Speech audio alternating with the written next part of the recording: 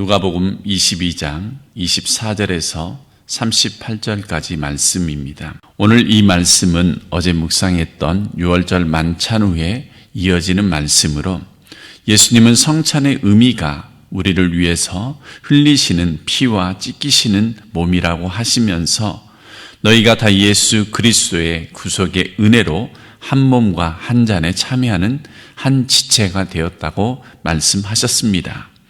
그러나 오늘 말씀을 보면 예수님의 말씀을 전혀 이해하지 못하는 제자들의 모습이 여러 가지로 나타나는데, 첫 번째가 24절에서 30절로 누가 크냐라고 다투는 내용이 나옵니다. 그래서 예수님의 그거에 대해서 설명을 하는데도 31절에서 34절까지는 베드로가 이해하지 못하는 모습이 나오고, 35절에서 38절까지는 이제 예수님이 십자가의 지심으로 제자들과 떠남에 대해서 언급을 하는 내용이 나오고 있습니다. 그러니까 제자들은 어제 말씀에 성찬을 참여한 후에 서로 누가 더 크냐는 문제로 다투고 있으니 얼마나 한심합니까?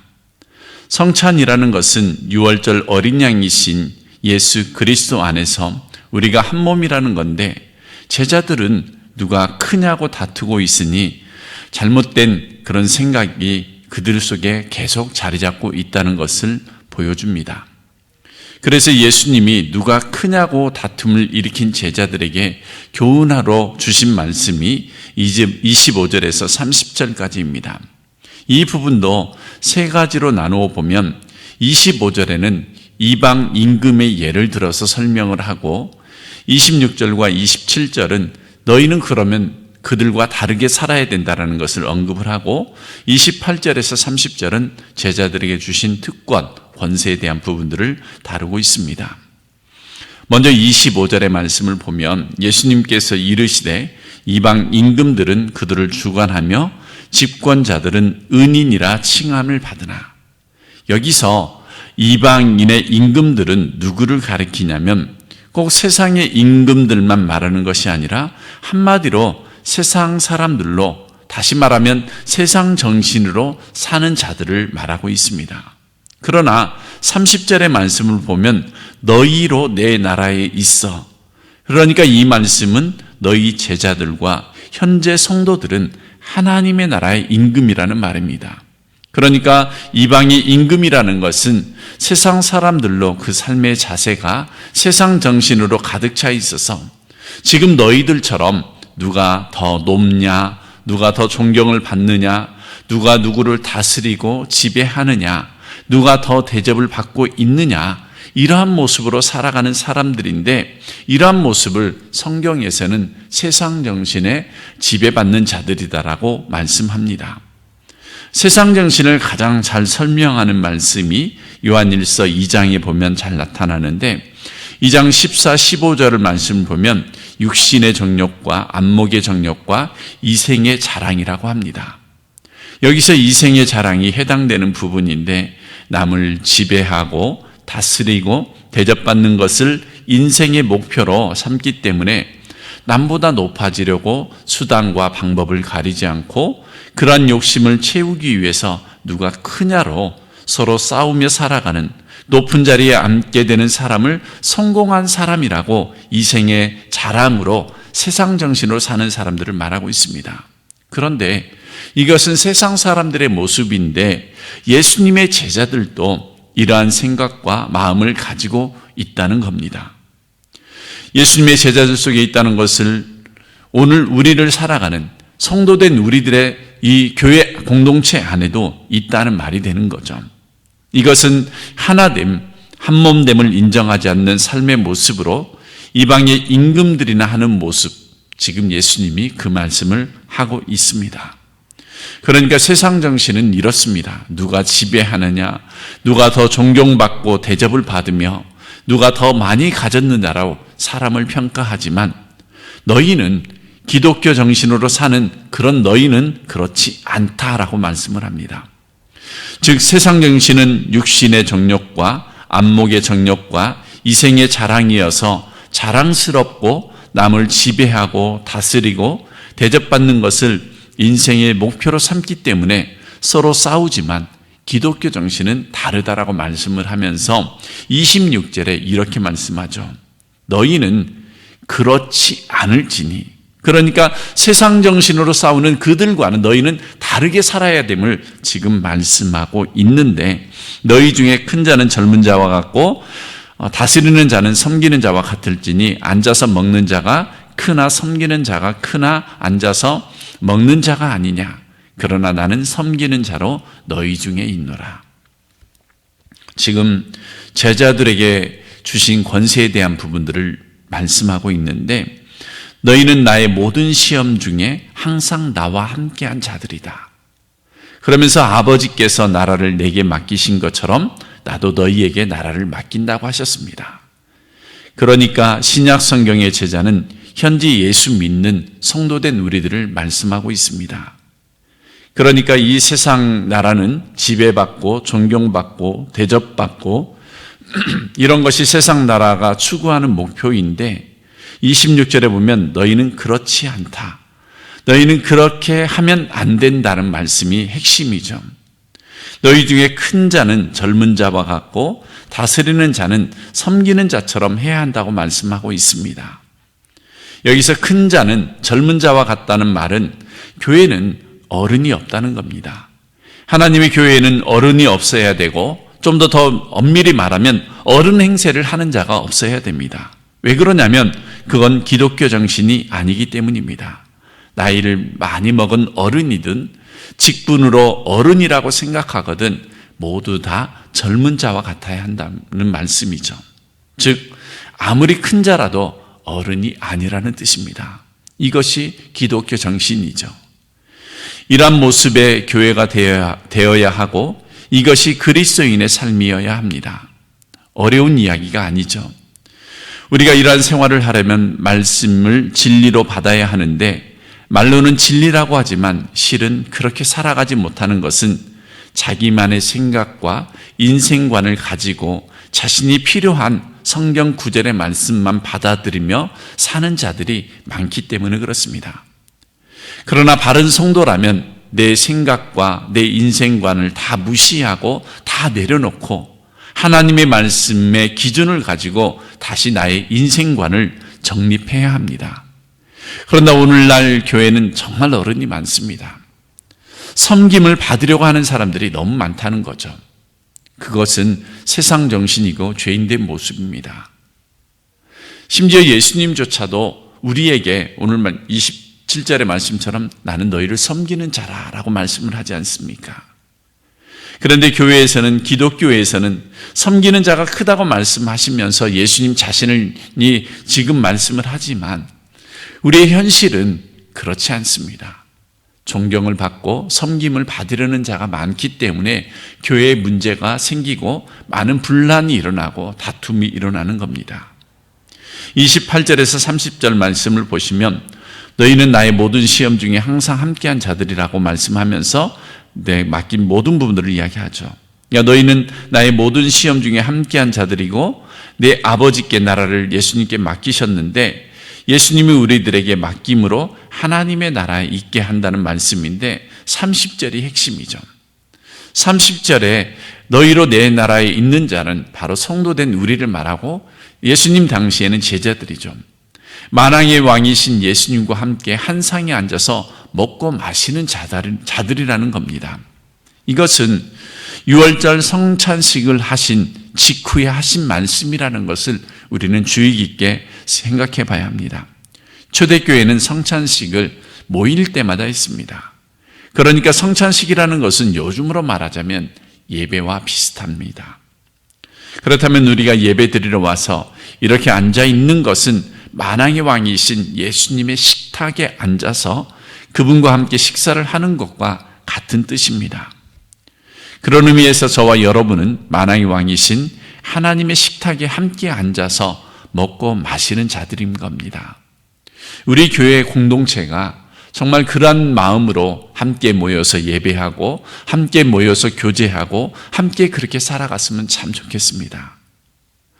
지난 수요일에 오랫동안 질병으로 고생하셨던 우리 홍성숙 집사님이 하나님의 부름을 받아 천국에 가셨습니다.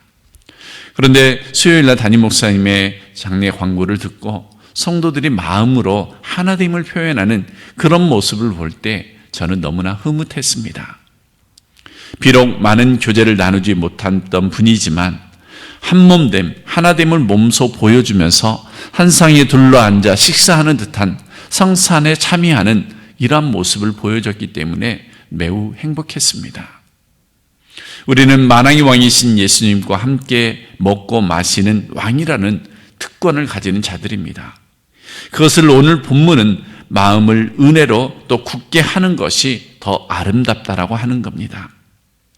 세상 정신으로 사는 사람들은 다른 사람들의 시선을 받고 싶어서 안다라는 마음에 참된 평안이 없습니다. 다른 사람의 눈에 띄는 우월한 외모와 온통 관심을 두며 스스로 비참해지고 만족이 없으며 자기 삶에 감사할 수가 없습니다. 그러나 성도된 우리는 다른 사람의 시선이나 평판이 아니라 우리 주 예수 그리스도를 바라보는 사람들입니다. 예수님은 우리에게 영원한 나라와 생명을 주시려고 나를 부르시는 하나님의 은혜로 우리의 마음을 굳세게 강하게 하시는 삶이 되시길 바랍니다. 그러므로 성도된 축복은 예수님과 교제로 늘 식탁을 함께하는 복을 누리는 겁니다. 이것이 교회 공동체 안에 모든 성도들과 함께하는 것으로 누가 크고 작음이 아니라 한몸됨을 기억함으로 성도들 간에 서로 소중함을 기억하고 늘 함께함으로 기쁨과 감사가 넘치는 그런 삶이 되어야 합니다. 이제 31절에서 34절입니다. 베드로는 예수님께서 26절부터 30절까지 그 말씀을 계속 설명을 했는데도 이해하지 못하는 모습이 나오죠. 31절에 보면 시몬아 시몬아 보라 사탄이 너를 밀가부르듯 하려고 요구하였으나 그러나 내가 너희를 위하여 내 믿음이 떨어지지 않기를 기도하였노니 너는 돌이킨 후에 내 형제를 굳게 하라. 33절 그가 말하되 주여 내가 주와 함께 오게도 죽는 데에도 가기를 각오했다. 지금 31절의 말씀을 보면 예수님께서 내가 너를 위해서 기도했다라고 32절까지 이어서 말씀을 하고 있습니다. 베드로는 세상 정신에 사로잡혀 있는 마음을 예수님이 기도하심으로 기독교 정신으로 돌이키게 하시겠다는 말씀합니다. 사탄은 늘 넘어지게 밀가부르듯 우리를 유혹하겠지만 너를 돌이키게 하는 것은 예수님 때문이다라고 말씀을 합니다. 신앙생활 하시면서 이런 말씀을 하시는 분들이 가끔 있습니다. 내가 이렇게 신앙생활 할 수 있고 내가 이렇게 살아갈 수 있는 이유는 내 어머니나 내 부모님이 매일 새벽마다 30년 넘게 기도해서 이렇게 되었다라고 말씀하는 분들이 있는데 엄밀히 따져보면 지금도 우리를 기도해 주시는 예수님으로 인해서 우리가 바르게 서 있는 겁니다. 그러니까 우리의 30년, 40년 기도하시는 부모님의 기도 안은 게임이 되지 않을 정도로 예수님은 늘 동행하시면서 우리의 작은 신음소리까지도 듣고 응답해 주시고 또 하나님께 계속 기도하고 있다는 것입니다. 그러므로 우리는 그러한 힘으로 한 지체임을 잊지 말고 서로 누가 크냐라고 다투지 말고 서로 섬겨주면서 서로 기도해 줌으로써 살아가야 합니다. 그러면서 32절 후반부에 보면 너는 돌이킨 후에 내 형제를 굳게 하라. 이 말씀은 24절에 누가 크냐라고 다투는 모습과 매우 대조적인 말씀이죠. 그러니까 베드로는 자신이 있는 곳에서 마음을 돌이키고 다툼에서 돌이키고 내 형제를 더 사랑하며 섬기며 살아가라고 지금 말씀하고 있습니다. 예수님이 가시는 곳에는 어느 곳이든지 가겠다라고 각오를 하는데 신앙은 나의 결심이나 각오나 실력의 문제가 아닙니다. 오히려 34절에 네가 오늘 닭이 울기 전에 나를 3번 모른다고 부인한다고 답변하고 있습니다.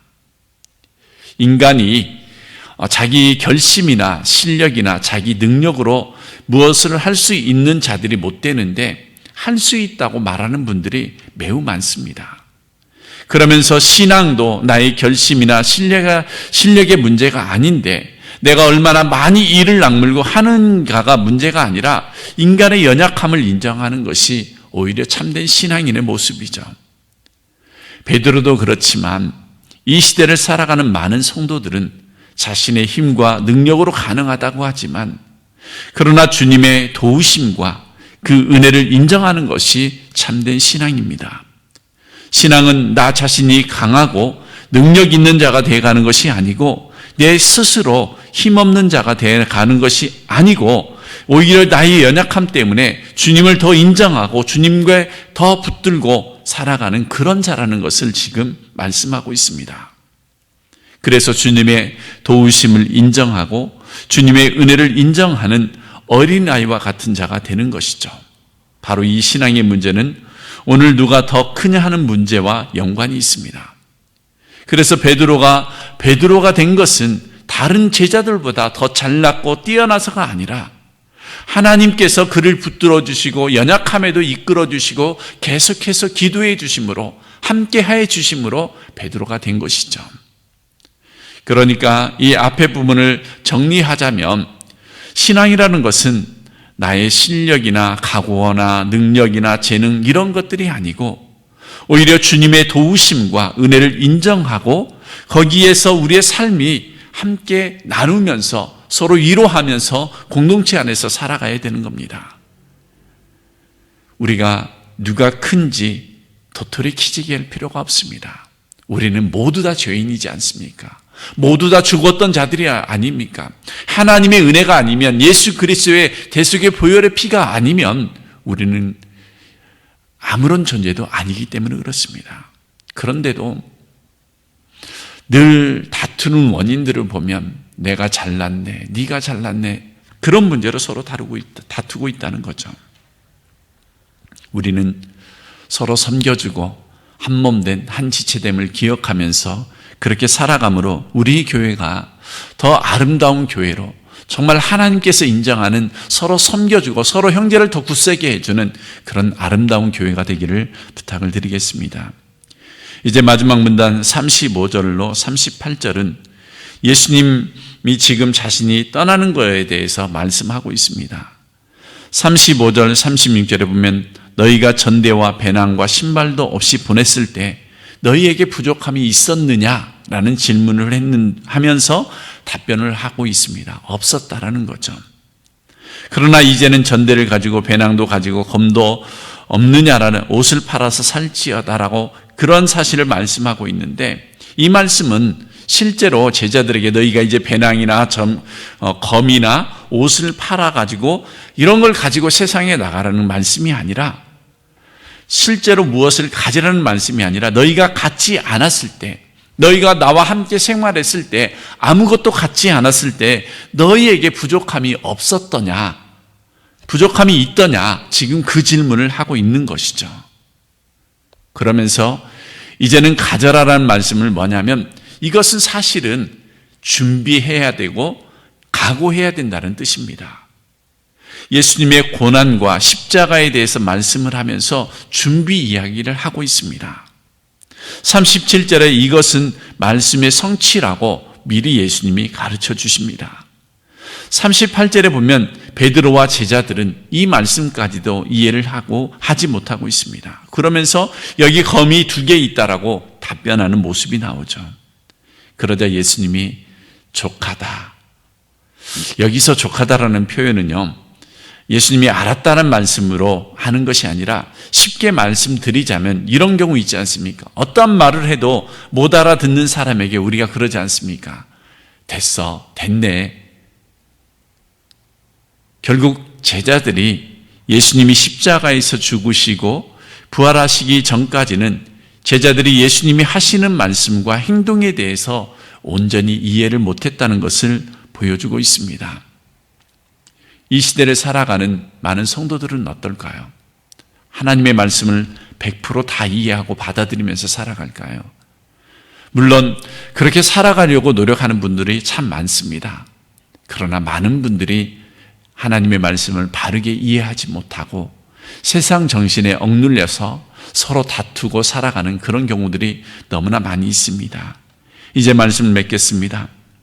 오늘 말씀은 전체적으로 보면 기독교란 어떤 정신으로 사는가, 예수 믿는 사람들은 어떠한 가치관을 가지고 사는 존재들이라는 것을 말씀하는 건데, 이것은 지배하고 존경받고 대접받고 커지고 많은 것을 소유하는 그런 것이 아니라, 큰 자는 어른 행세하지 않고 다스리는 자는 섬기는 자가 되고 예수님과 한 상에서 밥을 먹고 교제한다는 것은 그러한 것들 때문에 자부심이 낮아지는 것이 아니라 더 하나님 앞에서 겸손하고 또 자기의 모든 시간들을 어려운 사람들을 또 함께하는 공동체를 위해서 헌신하고 섬겨주는 그런 모습으로 나타날 때 조금 더 그런 것이 아깝지 않는 것이죠.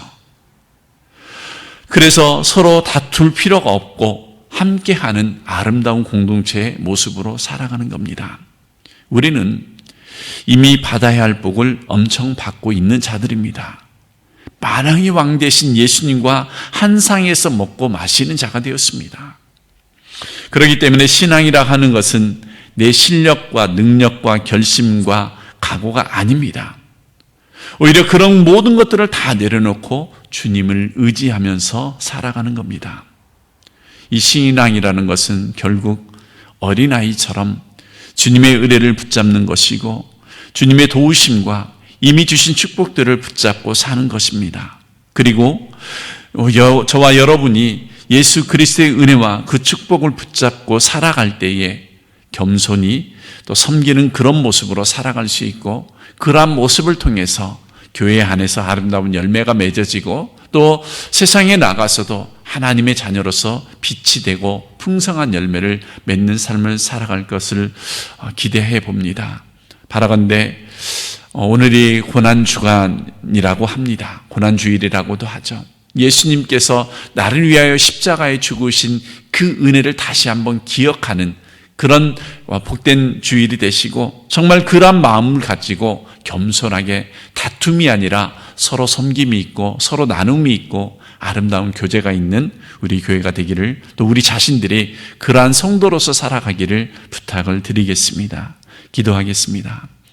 하나님, 이 땅을 돌아볼 때에 성도된 우리가 누가 크냐라고 서로 다투며 살아가는 경우들이 참 많이 있습니다. 아버지 하나님, 예수님의 제자로서 성도된 우리는 남들 앞에서 높아지려고 하기보다는 겸손히 섬기는 그런 삶을 살아갈 수 있도록 인도해 주셨길 원합니다. 우리의 겸손한 삶을 통해서 세워진 교회가 더 아름다워지고 연약한 성도들이 하나님 앞에서 더 바르게 세워져 갈 수 있는 은혜를 더하여 주시고, 또 우리가 이미 주신 하나님의 은혜들을 또 예수님과 함께 늘 누리면서 살아갈 수 있는 은혜를 더하여 주시고, 하나님 앞에서 내 실력과 능력과 결심이 아니라 주님을 의지함으로 그런 모든 것들을 온전히 이루어가는 우리 삶이 되기를 바랍니다. 베드로는 자신 있게 자신의 모든 부분들을 각오하면서 결단하면서 이야기를 했지만 3일 닭이 울기 전에 예수님을 3번 부인하는 삶을 살았습니다. 우리들도 베드로처럼 연약한 자가 되지 않고 예수님과 늘 동행함으로 예수님이 우리를 위해서 지금도 기도하심을 늘 깨닫고 주님과 늘 동행함으로 좀 더 주님을 의지함으로 나가는 우리의 삶이 되기를 간절히 바라오며 예수님의 이름으로 기도드립니다. 아멘.